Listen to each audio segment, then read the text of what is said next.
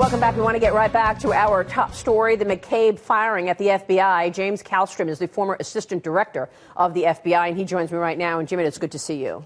Nice to be here. You had 27 years at the FBI. I know how important and the pride that you have for the FBI. How do you think the FBI is taking it this morning that the number 2 guy, Andrew McCabe, has been fired? I think there's a big sigh of relief and a good feeling about the fact that an FBI element, an organization in the FBI, recommended that he be fired.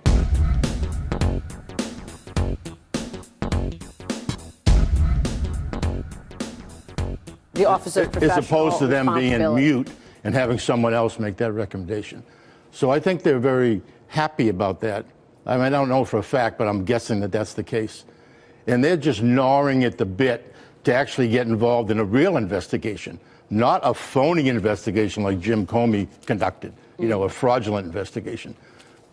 I don't understand what was driving them, Jim. Let's put this in context for a moment. You've got 10 people at the top of the FBI and the Department of Justice that have been either fired or reassigned. Obviously, this is no coincidence. Do you think somebody was directing them, or do you think they just came to the conclusion on their own, this leadership at the FBI and the Department of Justice, that they wanted to change the outcome of the election? They wanted to protect Hillary Clinton? I think we have ample facts revealed to us during this last year and a half that high-ranking people throughout the government, not just the FBI, high-ranking people had a plot to not have Hillary Clinton, you know, indicted so that she could remain the flawed candidate that she was, which in my view was stupidity. And they also had and even this Strzok guy talked about this. They had a backup plan to basically frame Donald Trump. And that's what's been going on. This whole thing, in my view, is just total phony. I mean, how would you feel, someone out there in America land, if somebody was just had a phony scheme about you and went on for months and months and months? Yeah, and that's what's going on. Well, today. the special counsel is in place, and now you just heard Bob Goodlatte, chairman of Judiciary, wanting a second special counsel. I want to get your take on how high this goes up, because I'm wondering if Andrew McCabe just perjurized Jim Comey and what the culpability is of Jim Comey. So Andrew McCabe, in terms of pushing back on this firing, said, I was authorized to share information with the press, and that was known among many, including the director. OK, but here's what the director, Jim Comey, said back in May of last year when asked this specific question. Here is Jim Comey under oath. Listen to this. Director Comey, have you ever been an anonymous source in news reports about matters relating to the Trump investigation or the Clinton investigation? Never. Question 2 on relatively related. Have you ever authorized someone else at the FBI to be an anonymous source in news reports about the Trump investigation or the Clinton investigation? No. Never and no. And yet Andrew McCabe on Saturday morning had a lengthy statement saying, I was authorized to share this information and the director knew about it. Your thoughts? Well, I read that statement, and obviously, you know, he's puffing up his few feathers that he has left. I think virtually nothing that he said was truthful from my understanding of his role in the FBI, what kind of an investigator he was, what kind of a supervisor. You know, he was lacking in so many ways. That's my understanding. And, you know, statements like that, which were penned by CNN or somebody else, you know, they're going to just add more trouble to him. How independent, you think, was Andrew McCabe versus Jim Comey? I mean, could he have done all of this without Jim Comey knowing? I've wondered that myself.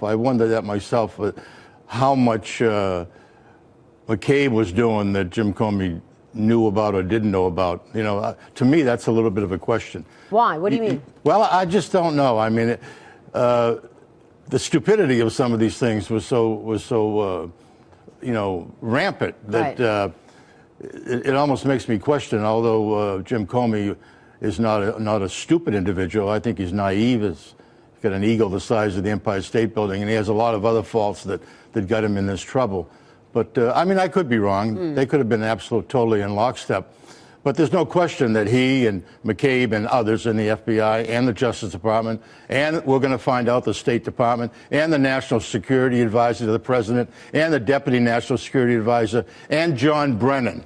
Did you see John Brennan's remarks? We ran the tweet at the top of the show. There was real animus in that tweet against President Trump. The animus and the malice against Trump. There it is, right on the screen, It's a prima facie, really,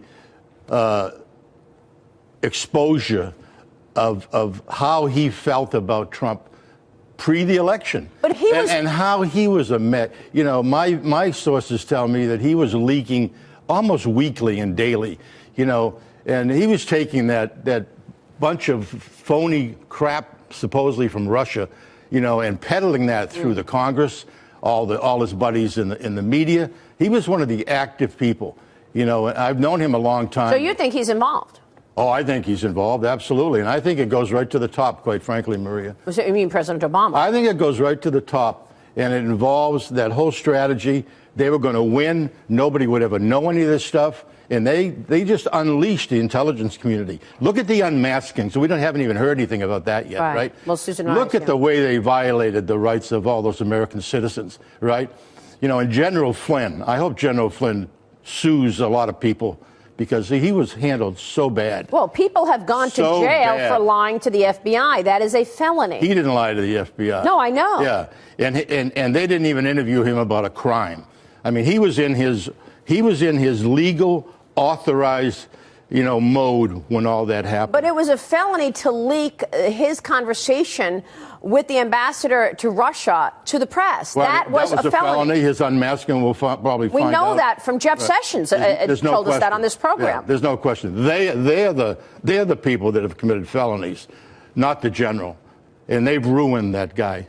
And because they threatened his son, they bankrupted this guy that gave his life to this country, and just the whole dealings. Look how they didn't deal with the IRS. There's so many things that they've done badly. Well, it now feels like it's opening up and things are coming out. We will see. How close do you think Jim Comey was with Loretta Lynch? I mean, Loretta Lynch directed Comey to call it a matter, not a criminal investigation. It's exactly what he did. You can go through so many of the misdeeds. It's actually extraordinary. Well, it is. I mean, I think he was in lockstep, and as I've said in past, there was musical chairs going on, and Loretta Lynch was the leader of the band. But, this whole business is special counsel. Now, here's another thing, if you've got a moment. I would wish we didn't have to have a special counsel. But we've got the Attorney General, who is a good guy, but he just hasn't. Well, he recused himself from everything else. Yeah, I mean, and are we going to depend on the Deputy Attorney General to pick another special counsel? When he picked Bob Mueller, when he appointed a special counsel in violation of the enabling statute, the special counsel statute, that says you must have and set out the predicate crimes that you want investigated. And you must make the point that these are crimes that the Justice Department cannot investigate because they're conflicted. Well, he did none of that. He put the guy that's conflicted like the Jersey Turnpike from end to end. Which is why it's really important that Bob Goodlatte just told us he's going to subpoena for the other documents, because Michael Horowitz and the Inspector General does not have subpoena power. And it's important that there's a big voice now pushing for a second special counsel, an independent counsel. And how does the Deputy Attorney General remain the Deputy Attorney General? My humble view, when he signed the last continuation of a FISA order that was replete with lies.